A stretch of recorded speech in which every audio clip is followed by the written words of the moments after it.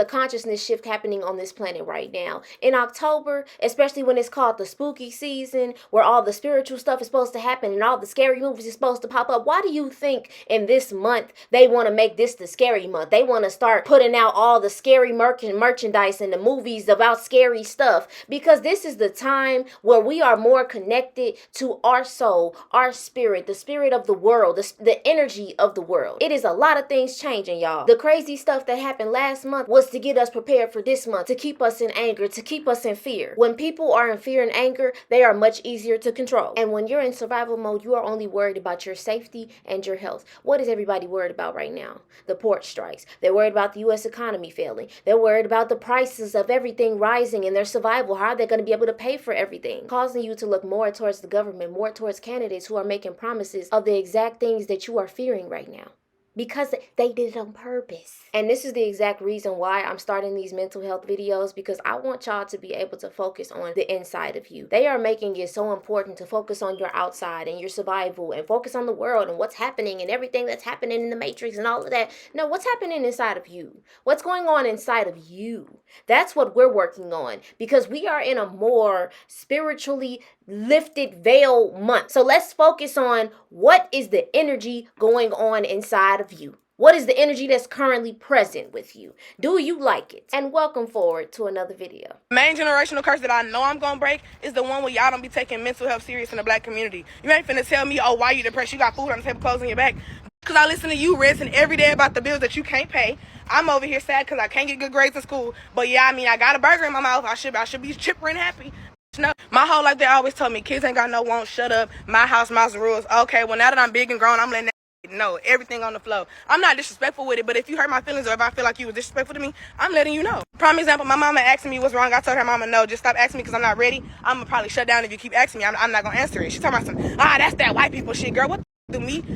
My feelings have to do with a white person, girl. That really made me hot too. I almost hung up, but it's like she don't know. She over here still with that damn near that slave mentality, and it's sad. If every single time you are met with restraints to a positive change that you are trying to do for yourself, your environment, the programs in your mind, the people around you are telling you to stay where you are and be happy where you are and don't try to think beyond where you are, these people have chosen to not evolve. And one thing I have noticed is that they choose to exercise their beliefs inside of you and see what you do or what you're going to say to the limitations that they have repeated inside of their head, because they can't figure it out. And because they feel this way, they want to create an environment where this is normal. So getting other people to feel this way is how they feel safe and secure within the paradigms and the lockage and the limitations that they have created for themselves. Be happy at the root and stay at the root. Just be happy that you are in survival. Just be happy that you have your survival and your health together. Y'all, literally, as I'm editing, a thought came to my head. It's like you telling a seed that's under the ground, that's about to be fertilized and sprout up, don't grow. Stay where you are. Be grateful that you even sprouting. Be grateful that you're even under the earth. Be grateful that you're in this situation. Don't grow above or don't rise above the dirt, because you are fine where you are. Now let's go more internal and get to the root of why we were raised this way. We can't afford milk. We can't afford eggs. We can't afford our rent. We can't afford our... What I'm about to tell you is going to be really shocking for some of you guys, so please listen. If you haven't watched this person's full video, please go watch it real quick before you watch mine. For anyone who's taken psychology before, you've seen Maslow's hierarchy of needs before.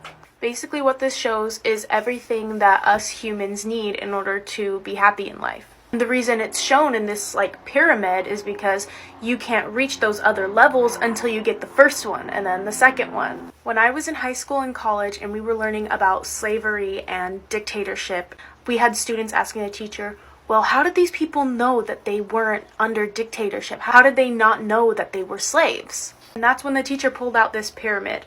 He explained to us that these people didn't realize that they needed to save themselves from slavery or the dictatorship because they weren't even getting their first needs met.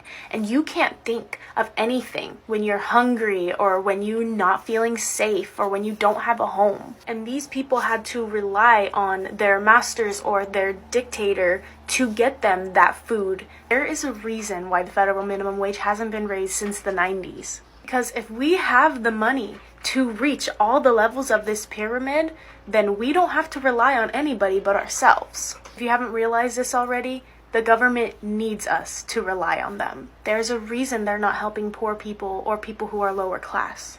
And they get away with this by teaching us from a very young age that America is the only land of the free. It's kind of crazy that we never thought about how weird it was for us as elementary school kids to be singing about how great America was and how we were better than everybody else. And they teach us that the police and the government is here to protect us. We're just supposed to follow the laws and do what we're told. And they show us pictures and videos and stories of what dictatorship and slavery is supposed to look like, and how we are definitely not that. And they talk about how our country is built upon how people can do whatever they want. And they don't have to follow the orders of a king or a queen. But we don't have as much free choice as they make us think we do. Because if we don't work for them, we die. And sure, they don't kill us themselves. They just let us starve. And that's why in a lot of places it's illegal to feed homeless people. And there's a second level of the pyramid that mentions health. I'm sure you've heard before that they pump chemicals into our food. And while those chemicals won't make you sick right after eating it, they do eventually make you sick. That is why so many people are dying from cancer and a lot of other illnesses. And if we have to keep going back to the hospital that's very expensive, by the way, then we only have enough money for the first level of the pyramid. Once again, we only have the money for water and food and shelter and clothes. And if you look around to the people all around you, almost all of us have issues with our self-esteem and listening to our bodies and understanding what we need mentally. And that is because we are so focused on these first 2 or 3 levels of the pyramid. Psychology is a really interesting subject, but a lot of people use it for evil, as you can see.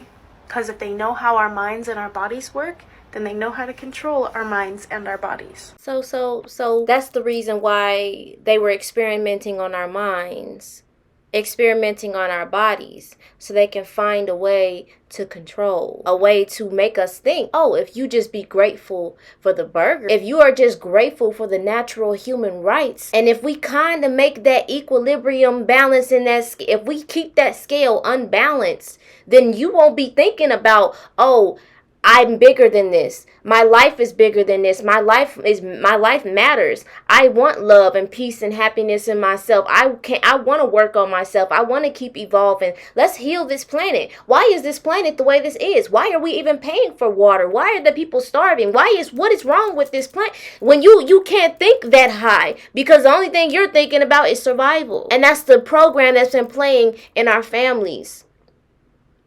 The program to be happy and jittery even under the conditions of slavery, that is still in the DNA code. And that is the reason why most melanated households always say be happy that you have a roof over your head. Because if you start to think bigger about I deserve more, I am worth more, my life matters more than what I'm currently experiencing, then you are upsetting the slave master. You are upsetting the slave master, and you are messing up the economy. You are messing up the matrix, the flow of consciousness that has been happening over how long?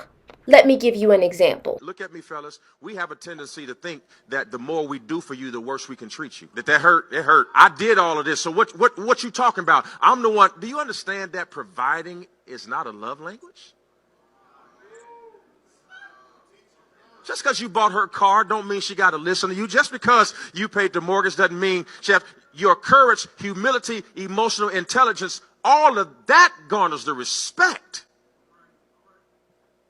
Now, okay, yeah, and connect that to the state of consciousness that we had to be under. Oh, if I'm just so grateful that the government is giving me this. I'm so grateful that I'm receiving education. I'm so grateful that I can get a house and I can pay my bills. Our bloodline has been conditioned, probably because of slavery, to be happy with the conditions that you are in. Be happy that you are in this situation where you have to pay for water and pay to live and pay to be birthed and pay to go into the ground and pay for everything. This doesn't make sense. None of it has ever made sense. And you're just supposed to just be grateful for the little things things that you have, we're not accepting the bare minimum anymore. Not in relationships, not in life, not in getting the way how we get our money, not in how we living, none of that. It is amazingly wonderful to appreciate the little things and every little moment that you have in your life.